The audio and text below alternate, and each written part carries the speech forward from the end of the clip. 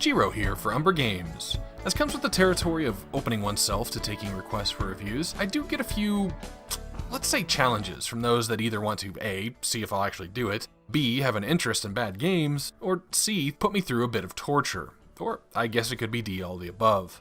To keep some credibility though, and still please my subscribers, I've decided to start an annual tradition of April Fool's Day reviews for such titles.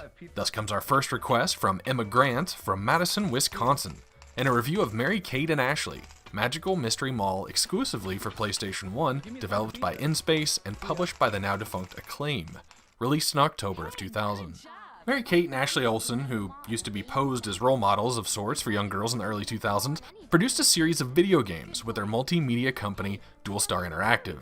Magical Mystery Mall takes us on a shopping trip with the twins, where upon entering the mall we see a jewelry cart, apparently a new addition. They're immediately greeted by a Russian-sounding sales clerk who then coughs out her accent and tells them about the heart pendant they were eyeing and they were guessing was out of their price range.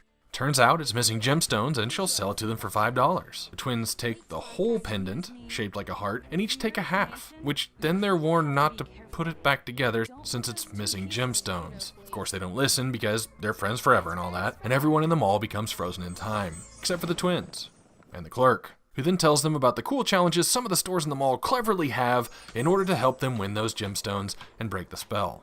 So now you as the player take the twins to each of the 5 stores and participate in said clever challenges in any order you wish. So the majority of gameplay here takes place across these 5 independent minigame type events. Now before we get into the content here, let's stop and take a look at these beautiful graphics. The girls run like they're on the moon. I mean, it is PlayStation 1 era, so it's not like modeling real people and expecting them to be recognizable was really all that possible, but I'm not sure that I would see this and think this. The mall itself and background in the events aren't too far off for the system though.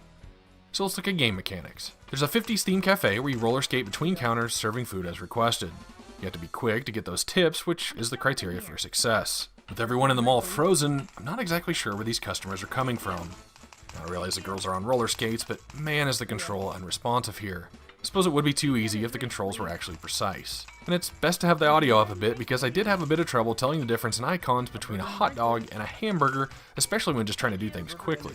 Random bonuses will happen while you're playing, like the sister you didn't pick will start serving drinks for you, or sometimes tips are increased temporarily. After several rounds of earning money, the girls get a gem from somewhere. The next place I went was the Catch a Wave Surf Shop. Now if you're assuming the events here would have something to do with working in a surf shop, you obviously haven't been paying attention to the story. Instead, the twins go into full stalker mode and have to follow 2 young boys, lifeguards allegedly, and try to snap pictures with them while they aren't aware of the girl's presence. You have a limited number of pictures you can take, and you can zoom in and out, and you can send whichever sister you didn't choose to be holding the camera into the background and change her poses. Then someone rates the pictures of the boys and you're scored accordingly. Now, I do suppose it's quite possible the twins aren't the stalkers here, and it's the shop clerk preying on young boys and sending the girls to do their work, maybe? Oh yeah, and here's the pictures of these lifeguards. Remind me not to swim on that beach. Next up, we have a fashion show, where you can choose how many outfits you want the girls to wear, and then mix and match different styles and colors. Then using the same type of gameplay as the stalker shots, you change your viewing angle while still being able to zoom in and out and try to catch pictures of the sisters posing and are again rated on some type of criteria.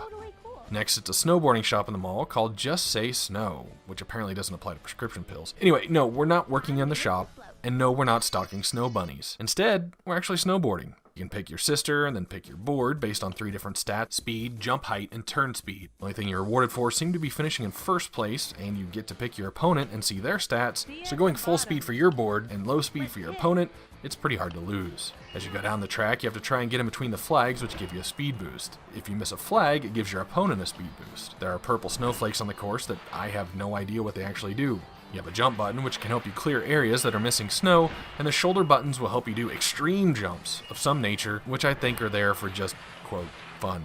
The final gem is awarded for taking a trip to Music Nation, where you select from a plethora of dance moves and build a routine.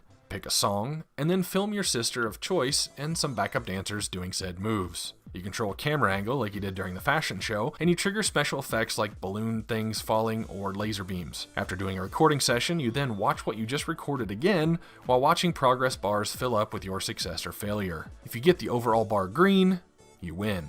There are bonus tokens you can receive from events, which I assume have some sort of criteria that awards them. You can take these tokens to a slot machine type thing in the bonus boutique and press a button to stop the wheel spinning. What you're going to receive didn't really seem indicative from the icons you stop, like pizza and a film strip opens the tiki hut as an option in the fashion show. A snowflake in the camera gives you a bonus token to spin again.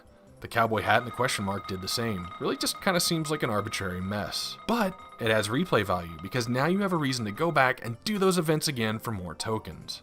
So there you have it. I'm glad I didn't have a young daughter in 2000 and really hope my daughter would have sense enough to look at a game like this and realize the lack of quality within it. The story is nonsensical and insulting. Can't say I've seen the twins in much since Full House 25 years ago, so I don't know how they usually sound when they did their acting, but they sure sound bored here. Dialogue was also really atrocious. I think majorly and totally were used more than the sum of all other words combined. 3 of 5 activities in this game involve taking pictures, the food one is monotonous, and the snowboarding segment was the least offensive, but still mediocre. And that's being generous. The graphics weren't the worst I've seen for the era, but some of the animation cycles were awkward, offset by the actual okay dance choreography, which yes, there's a choreographer listed in the credits. Rated as a minigame collection, Mary-Kate and Ashley Magical Mystery Mall hits a 16 out of 100 on my true 1 to 100 scale, with 50 being an average game. This is Jiro for Umbra Games. Thanks for watching. New subscribers are always welcome, and if you have a request you'd like to see, you can leave it in a comment below, or hit me up on Twitter as it's a lot easier to keep track there, @Umbra Games.